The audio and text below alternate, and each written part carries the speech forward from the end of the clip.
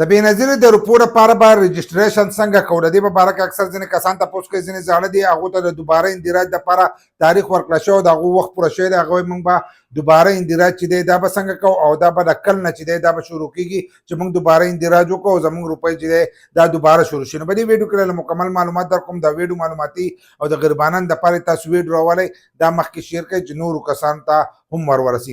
کم کسان چې بار بار دا تپوس کوي چې د بېنظیري د روپو لپاره به رجسټریشن څنګه کوو، ځینې کسان وایي دوباره اندراج چې دی دا به د کل نه چې دی دا به شروع کېږي. نو کم کسان چې دا تپوسونه کوي نو اول نمبر تاسو له دې له چې دی تیاری پکار دی چې تاسو خپل هر سره چې دی دا تیار کړي چې دغه ستاسو سره نه وي نو که تاسو لاړ شئ نو ستاسو کار چې دی دا نه کېږي. د هغې لپاره د ټول نه لازم چې دی اول نمبر شناختي کارت دی چې شناختي کارت چې دی دا ستا نه وي، لکه داسې نه چې اکسپایر شوی ورځې چې دی په هغې باندې اورېدلي نو بیا په دغه شناختي کارت باندې ستاسو دوباره اندراج هم نه کېږي او نوی رجسټریشن چې دی دا هم ستاسو نه کېږي.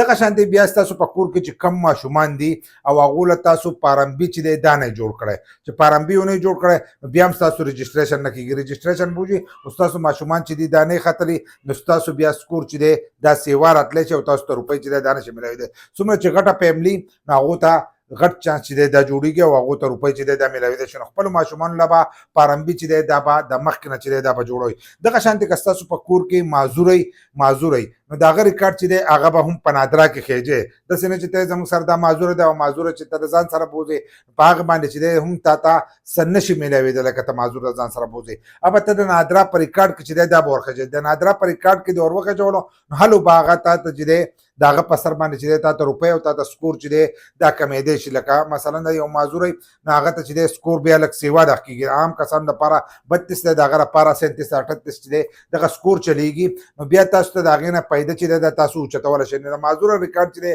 دا به تاسو په نادره کې خېجوئ، که هغه ماشومي پارمبي یا شناختي کارت چې دی دا به له تاسو د معذورو چې دی دا به لازم جوړوئ. چې دغه والا جوړ کړئ نو بیا د هغې نه چې دی تاسو پیدا اوچتولی شئ. نو دا کارونه چې دي دا به د دې لپاره لازم کوئ. خو کم کسان چې اوس دا تپوس کوي چې رجسټریشن چې دی دا به د کل نه شروع کېږي. نو رجسټریشن چې دی هغه د دې د وجې نه بنو اول نمبر چې دی سیم ورکوو. نو د سیم د وجې نه بنو بیا دې وایي چې سیمان چې دی دا دغه شي ورکړی شي نو موږ به رجسټریشن چې دی دا به سټارټ کړو. خو چې سیمان هر سره دي وکړل نو قسط چې دی دا شروع کړو نو په قسط کې مسله بیا شروع کړه. مسله یې دا شروع کړه چې ستاسو ډیجیټل دغه چې دی کمویلټي اکاونټ د هغې بایومیټرک پکېږي. چې بایومیټرک کېدو نو زیاتر کسانو ته یې په هغې کې هم مسلې راوستلې. مسلې دا راوستلې چې ځینې کسانو هر سره چې دي هغه برابر دي خو بیا هم بایومیټرک چې دی دا نه کېږي.